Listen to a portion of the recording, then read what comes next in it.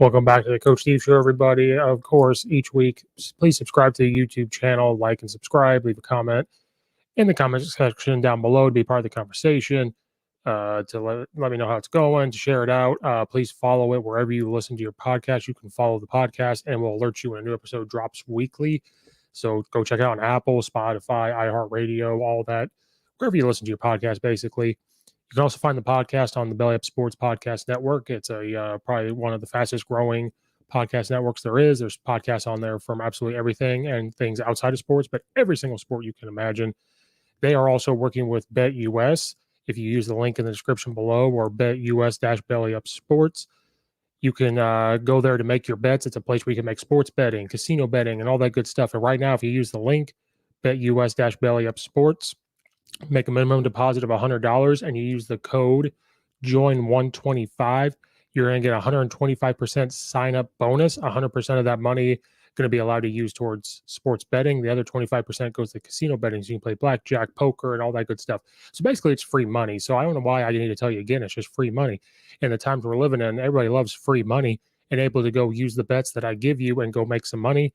We're doing pretty good on the bets. We only get one or two wrong a week. So use that code, JOIN125, minimum deposit of $100, get 125% sign-up bonus, 100% go into sports betting, 25% go into casino betting. So go do that for me. It lets them know I sent you. It lets the podcast grow. It lets the Belly Up Sports Podcast Network grow. So go do that. You get the free money. Do it now before the code disappears. And let's go make that money to where we never have to work again. And we just podcast and make money and bet all over the place. We never have to work again. So in the Big Ten, we had a couple close games in week 7.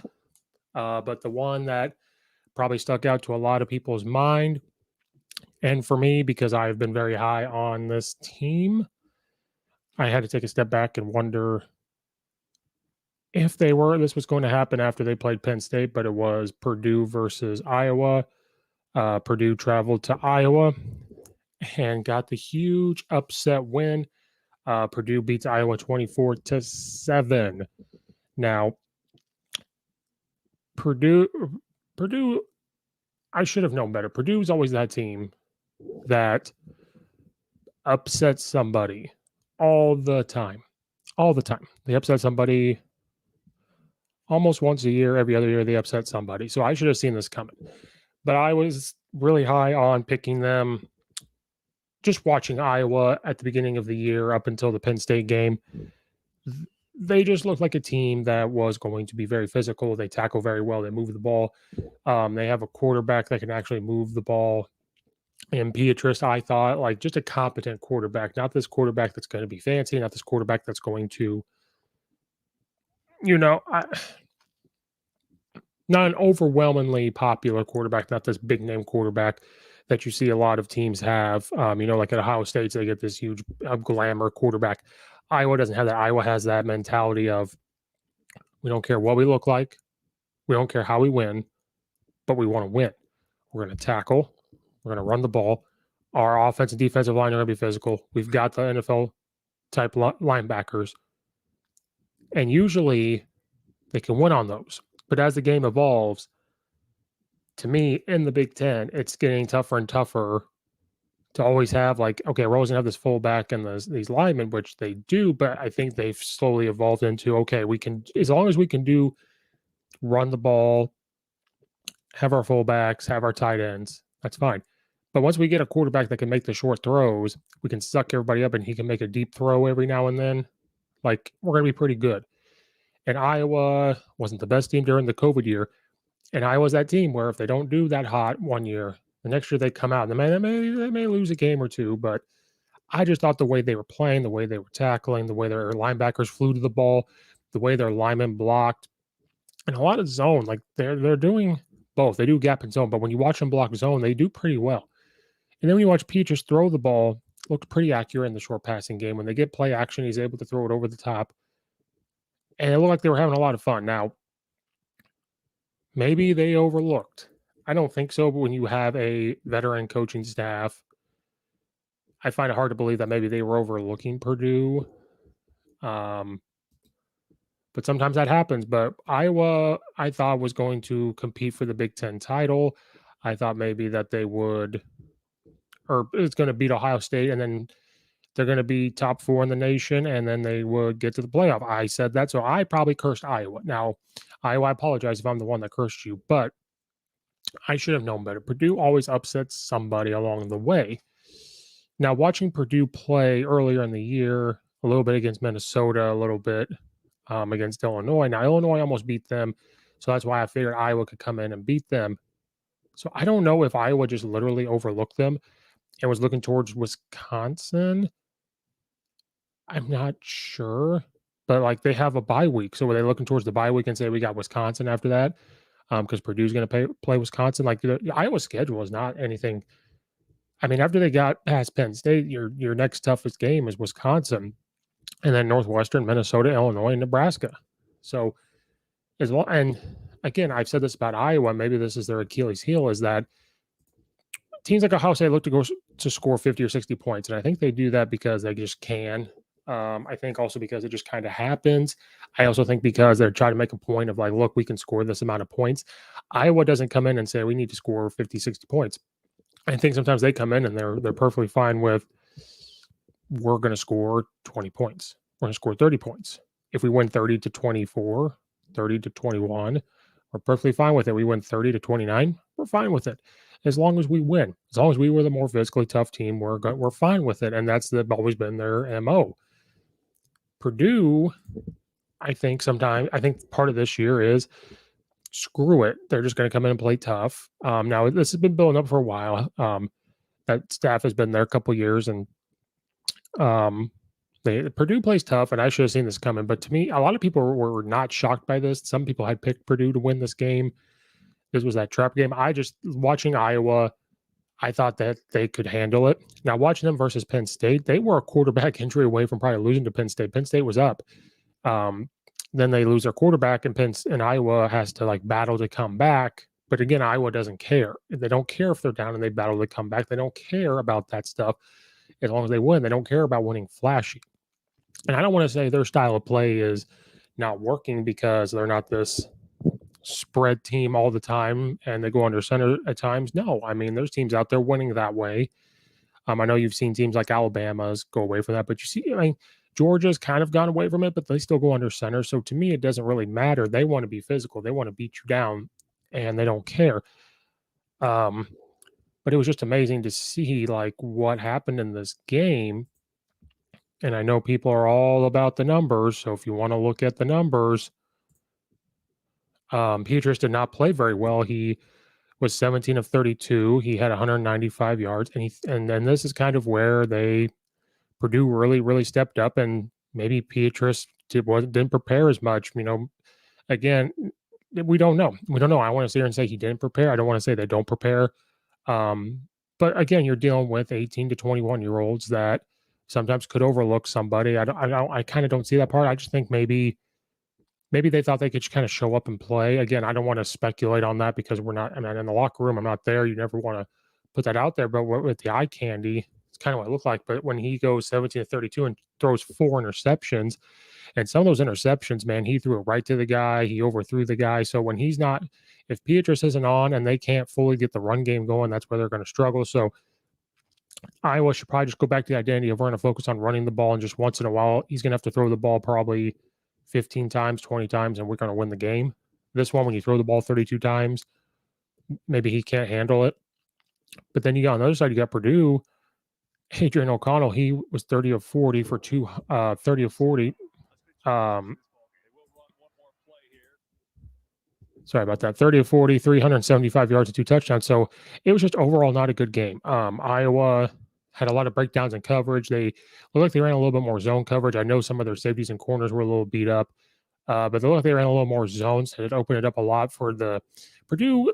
Kind of runs like a pro style passing game, so they're able to attack the holes in the zone. They're able to find the grass and sit down. They're able to kind of read the zone and adjust their routes when they run this pro style type passing offense.